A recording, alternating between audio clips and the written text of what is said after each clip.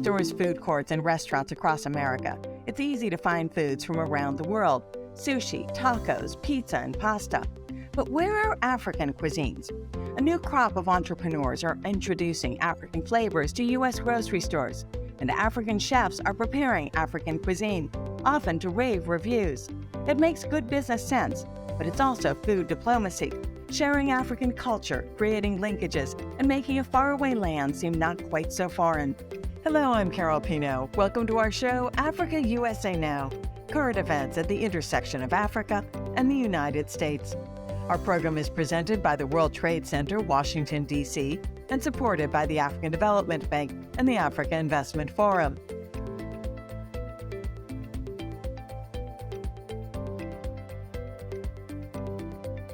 America is often called a melting pot, and its eating preferences are no different. The choice for dinner isn't chicken or steak. It's Thai, Mexican, Italian, French. It's tacos one night, Korean barbecue the next. But African food has often been missing from the table. Fortunately, that's changing. But let's also note that historically, Africa has factored into American cuisine. The tragic history of the transatlantic slave trade brought African ingredients and cooking methods that greatly influence food in America. Today, a number of companies, often spearheaded by African diaspora, are importing African flavors to America. Upscale grocery stores now sell grains like Ethiopian teff and West African fonio. Over in the condiments aisle is a selection of peri-peri. Throughout the U.S., African restaurants are popping up, and some African chefs have made it to celebrity status. It's not just about what's served on a plate. Food is a business, and African food is still an unsaturated market with plenty of opportunities as Americans constantly search for new dining experiences. Food is also diplomacy. Just ask the Thai government, which 20 years ago began a program to train chefs to send them to establish Thai restaurants throughout the world. Gastro-diplomacy may be considered a soft power, but it's effective at creating goodwill and a sense of connection. Let's bring in the experts. Philip Tevereau, co-founder and CEO of Yolele Foods, Fatai Yusufu, president and CEO of Fayez Inc., and Kevin Onyona, chef and CEO of Swahili Villages. Welcome, everyone. Thank you so much for being here. So, Kevin, what are you going to be serving for lunch today? The way that Swahili Village approaches dining is that we initially thought we were going to do this for Swahili-speaking nations. Colored greens, grilled beef, and either fufu or plantain. I discovered actually that we eat the same food. We just call it different names. So, for instance, what we call nyama choma in Swahili is actually kebab in the northern part of Africa. And as you travel down, you'll find called suya in the western side of Africa. Then you go further down in South Africa, they call it dry. So, to answer your question, I am going to be serving some Africa to all diners who want to be able to come and experience it. That's fantastic. Well, Phil, you're at a trade show, and actually all of your goods are back at the trade show in the booth.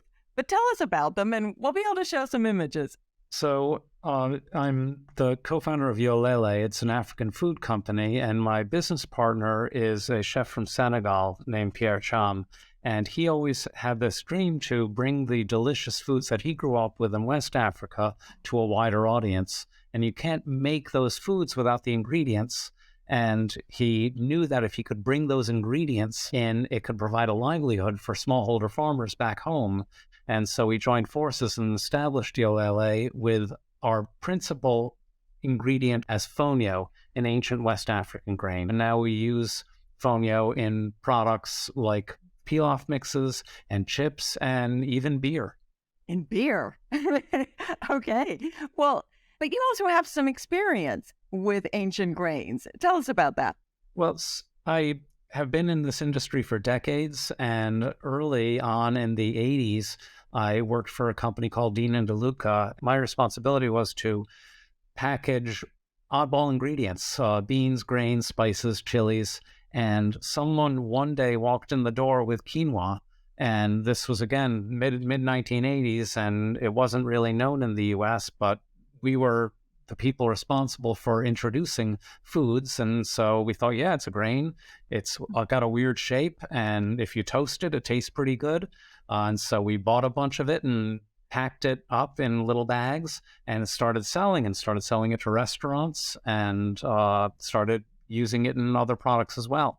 And as they say, the rest is history. Quinoa is everywhere. So Fatai, tell me about the foods that you sell. We try to bring a food from home, from Nigeria, from Ghana, and from West Africa. We say that there's a huge market for similar or other products from Africa. We went into the pounded yam. It is like a gourmet flour within the Nigerian palate.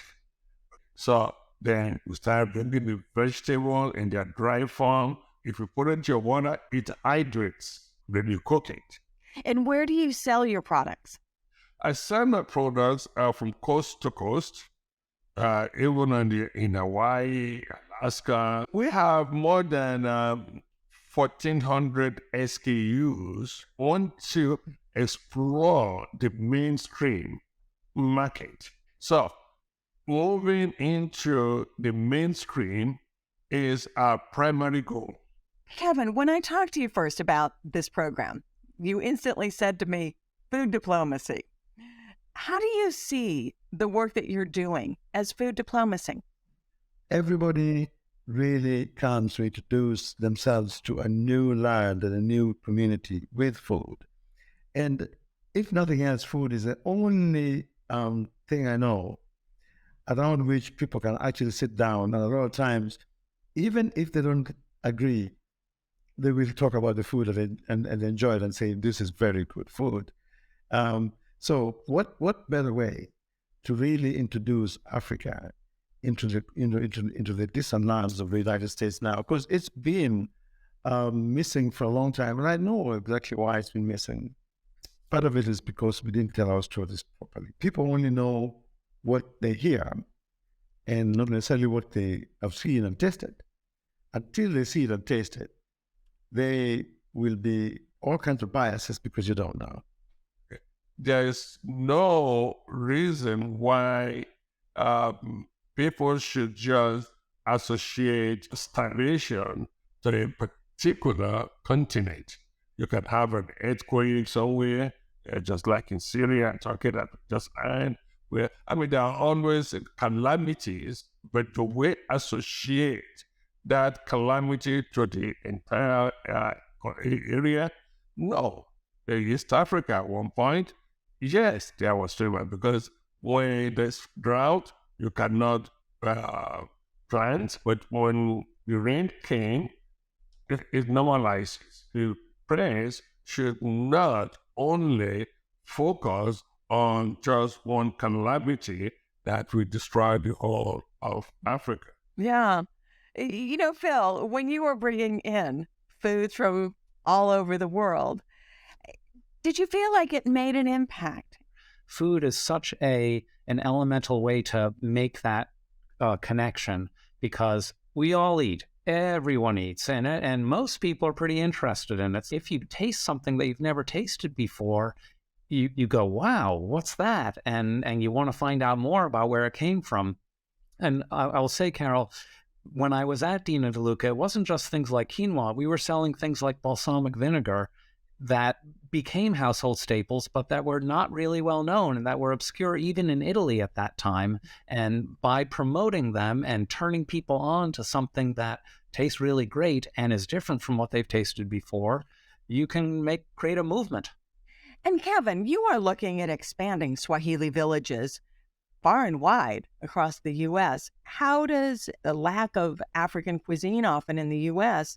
make that easier or harder for you to expand? When I wanted to corporate America, I used to be asked by my friends, "Oh, where can we go and get good African food?" And I tell them, "Yeah, let's go." And we go through this alley, and this alley, and this alley, and this alley. When you get in there, it's a tiny little space, and the food comes from the dark corner. And they're like, "No, Kevin, I don't think I want to eat here." You know? And that's what we were showing our other cultures. And I just thought, that is all right. So I decided that I'm going to jump into this sphere and train myself to be a chef. And so I thought, let's meet them halfway, where you go to Main Street, serve them, the foods that we enjoy. And here we are with Swahili Village. Now we see that there's opportunity to be able to tell our story in a way that Americans understand it. Sure, our food is good. There's no question about it. African food, we take a lot of time to put a lot of love in our food, for sure. And so having a fine dining space where you can actually say, look, this is a fine dining African space. Now you entice them to start that one step to be able to put that food into their mouth and then let the food speak to them. And that's how you win. And that's how you win then. When it comes to Africa, the Western media has not done nuance very well.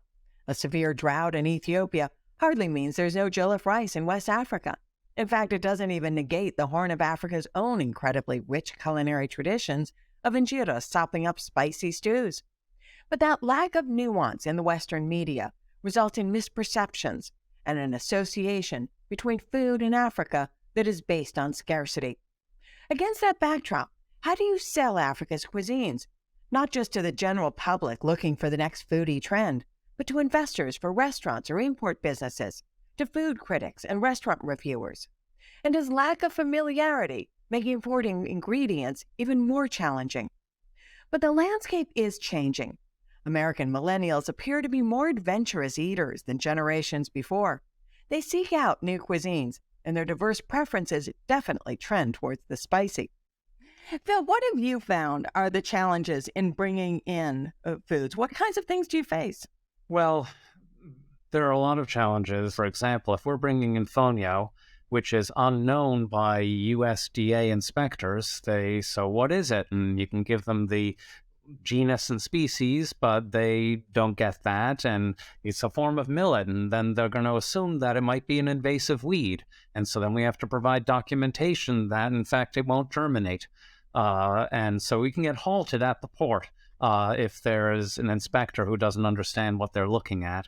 And then second, a big issue for us with bringing in underutilized crops, which is what we focus on, is that there's no processing capacity on the continent for those crops that can meet global food safety standards and ensure lack of contamination. So we have to take extraordinary measures just to ensure that the food is going to be safe for us to eat and for our customers to eat.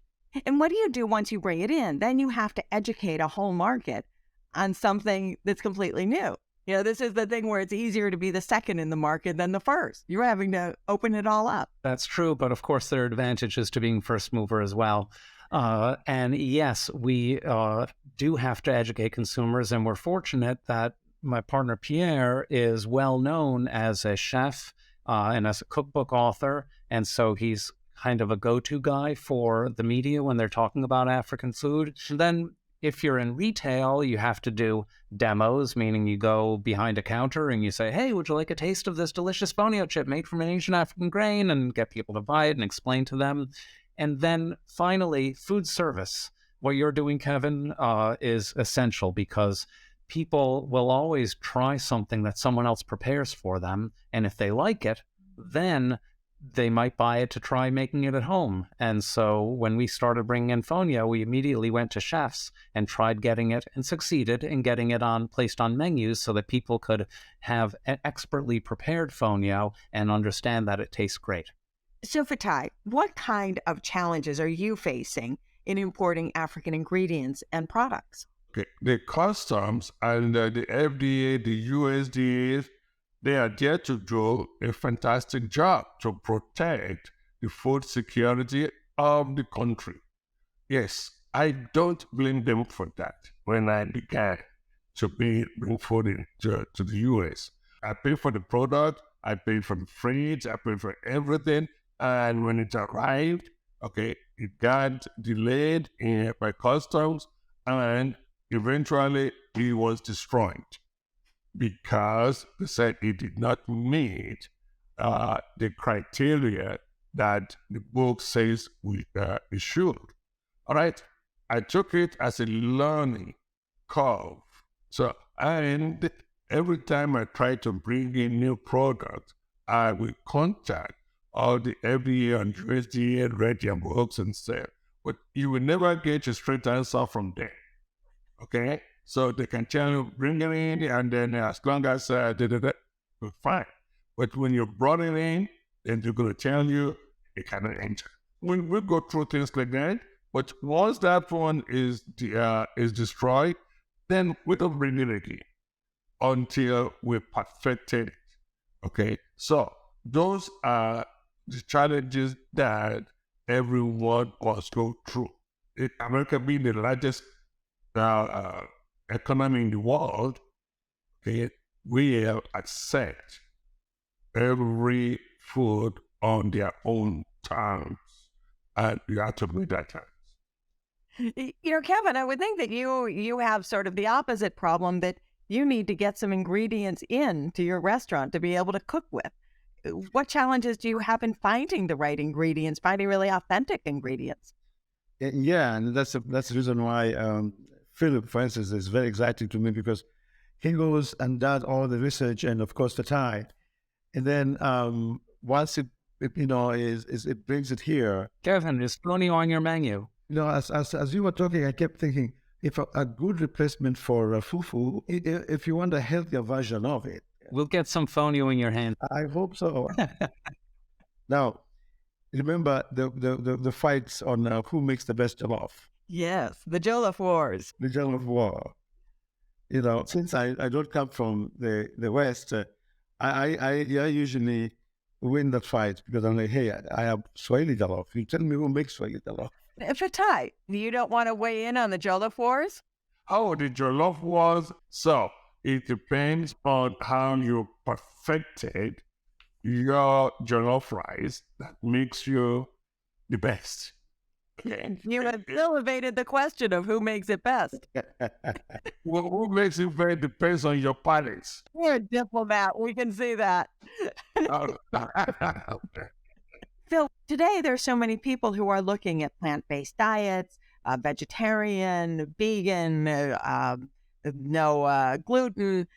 Do you see that some of these products are really fitting in with those kinds of new eating standards? Absolutely. First, the short answer is yes, because the diets all across the continent of Africa fit very well with current dietary preferences in North America and in Europe.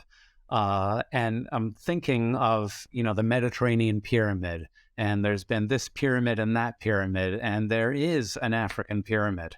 And it's the way people eat. The way people eat every day is what we consider today in the West to be very healthy. A lot of vegetables, a little bit of protein. In Africa, we eat vegetable because we know it's good for us. Okay? But did we do any chemical analysis? There is a bean called locust beans. Okay? So we eat it because that's what we know. That's what we enjoy. But after some analysis, that they are telling us that it reduces your blood pressure, especially if you have high blood pressure. Okay, we should educate our bodies today so that the mainstream market will be able to accept it, and we will be able to penetrate not only the mainstream, we will penetrate the global market. Kevin, how do you think that the narrative on Africa has affected whether people are open to dining in African restaurants? For so many years, the sort of iconic image of Africa were the stories of starvation and droughts. How does that make them think then about food and Africa together?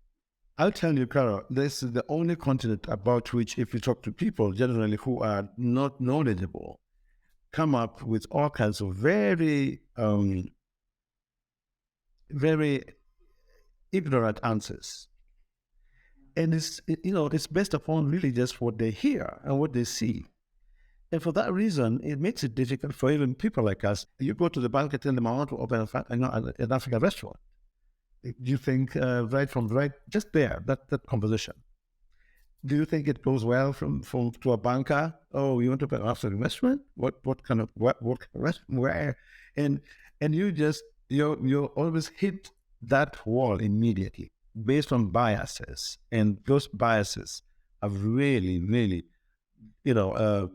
defined why we find ourselves in the back streets. We don't want to have to deal with having to be judged from Swahili business perspective. That no, we cannot stay on the back street. We have to come out and tell the story ourselves, and that's a space that we are in Swahili village trying to occupy. Imagine a future where Nando's is not the only African fast casual restaurant in America, where African cuisine makes such inroads that it's no longer African food, but rather Nigerian, Ethiopian, or Moroccan, where an African on Top Chef and other cooking shows is no longer heralded as the first African, but rather as one of many contestants coming from a continent with a rich culinary tradition. As African flavors and ingredients become more popular, they also become more mainstream, which may be good for business, but it does make it so African specialties could lose their Africanness. Think about vanilla. More than 80% comes from Madagascar, and it's considered the gold standard for vanilla. Yet how many recipes call for Madagascan vanilla? UNESCO's list of intangible cultural heritage recently added several African ingredients and dishes, including couscous, harissa, date palm, and the Senegalese version of jollof rice. So Phil, how do you market African food products as far and wide as possible, yet still keep ownership and credit? Well, I think when it comes to finished dishes, there's little danger. When it comes to ingredients, there is a lot of danger of losing ownership. And we can look at examples like quinoa, which is now grown all over the world, and thus there are farmers in Montana competing with farmers in the Andes for quinoa. And yet you look at basmati rice, and it used to be that anyone could call it basmati rice, but now it has to be grown in a particular geographic area in order to be called basmati rice. And at Yolele, we take a similar outlook with fonio, where we want to have it protected by multilateral organizations. World Food, whatever the organizations are that will identify fonio as a West African crop grown by smallholders and thereby protect it for those people and their descendants who have always grown it. And so other people might try planting the seeds in other parts of the world, and they might have what is essentially the same plant, but they shouldn't be able to call it fonio. Feta, you had even said that your hope is to mainstream your products. But do you ever get concerned that if you mainstream it too much, then is the sauce just a generic sauce, or is it still an African sauce? We need to let the whole world knows that the origination of some of these items are African-based. Introducing to the mainstream, it has to have the authenticity of African nature. Okay, so when I say authentic, and you have to make sure that your fonio comes from West Africa, you have to make sure that the cassava flour comes from Africa, that the vanilla is from Africa.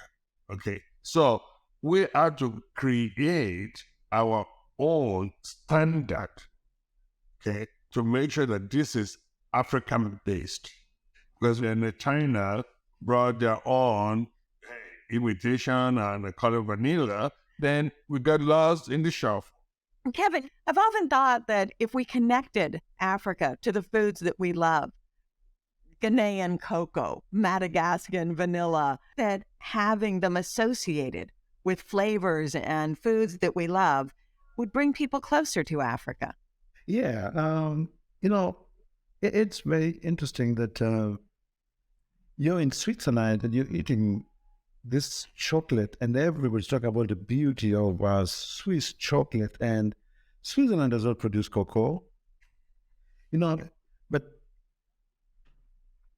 I think as chefs, we now need to be very creative as well in utilizing our own ingredients to come up with products and to come up with dishes that are fully and authentically ours, that you don't lose that whole cultural authenticity to it, but also is futuristic. I argue that people are people. Yes, there are ways that they can be able to come to you, but I think sometimes you must go to them, and meeting them in their comfort zone. There lies the possibility of that connectivity. Katai, what is your vision for the future? How big do you want to get? How big do you think this market can get? So, to tell you how big the market is limitless. Okay. I have products in the UK, I have products in Switzerland, I have products in Ireland, South Africa, Nigeria, Japan, Australia, and stuff. Okay. But still, the majority of our sales are still in the US. Okay. We are mainly into the African sector. At the same time, we are just beginning to get into the mainstream market through the social media and through other limited sources. I'm going to assure you that with enough investment and enough technological advancement that we can introduce into the market, we're talking about $1 billion market for the US alone. So when you look at this going forward, what is the big vision? Phil, what is your big vision for what you're going to do with your company and the overall issue? Well, I'm going to qualify and say it's actually my partner Pierre's big vision. And his big vision is for West African food in particular, because he's West African, to be as appreciated as Thai food is today. In the US and Europe, it should be a globally appreciated cuisine. And at Yolele, our big vision is for smallholder farmers to be supplying the ingredients that can make those foods. And in order for that to happen, we need processing capacity on the continent that can meet global food safety standards and that can meet the volume requirements of major food companies. And that's what we're doing. We're installing the world's first industrial scale fonio processing facility in Mali. And it will operate in a way that can meet the standards of Nestle and Unilever and can meet their volume requirements as well. So that, we think, is the answer. It's the key. Smallholder farms that are sustainable, not plantations, not vast acreage, all in one monocrop, but multi-crop rotations, regenerating the soil, farming the way farmers have always been farming there, and earning them income, connecting them to market, because they have no connection to market now, and it's processing capacity that can connect them to market. Wow, that's amazing. So, Kevin, the future for you? The truth is, in support of Fatai's sentiments, the marketplace, it is very, very large, and I think that the future looks very good for African produce and products, especially on the food chain space. There is going to be that cultural interchange, and there's going to always be food as the main factor that plays that role. We've done our research, we've done our studies. It does not matter where. I can throw this restaurant in the Midwest, and people will support us because it's something unique, something different, something fresh. America has been doing this with other cultures for a long time. There isn't much left. The space is now left for Africa. The space is left for Africa. So I say, let's go out there and occupy that space, because in all honesty, it is fresh. It's a very, very fresh discovery to know that now African cuisine is an option on our table. And so for that reason, the space for expansion for African restaurant is huge if you do it right. So what are your plans? My plans is to open them all across the country. We are at 3. We have 3 more on the works right now, but 50 is my ultimate goal, and if I don't do it, maybe my daughter will. That brings us to the end of our program. Thank you so much to my guests, Philip Tevereau, co-founder and CEO at Yolele Foods, Fatah Yusufu, president and CEO of Fayus Inc., and Kevin Anyona, chef and CEO of Swahili Villages. To our viewers in Africa, America, and around the world, thank you so much for joining us. I'm Carol Pinault, host and producer of Africa USA Now. Additional production by Kellen Cody, Alessandra Salase, and Alicia Gupta. Editing by Batsy Freddy. Graphics by Blessing Katsidzira. Africa USA Now is presented by the World Trade Center, Washington, D.C. You can find us on YouTube and your favorite podcast apps. Be sure to follow us and leave a review. A special thanks to the Africa Investment Forum for their support. Africa's investment marketplace is championed by the African Development Bank and its partners to accelerate the closure of the continent's investment gaps. Our production partners are Africa Global Schaefer and Pixie Corner. For more information on Africa USA Now, visit us at africausanow.com. We hope you've enjoyed the program and that you'll continue to tune in as we delve further into the intersection of Africa and the United States.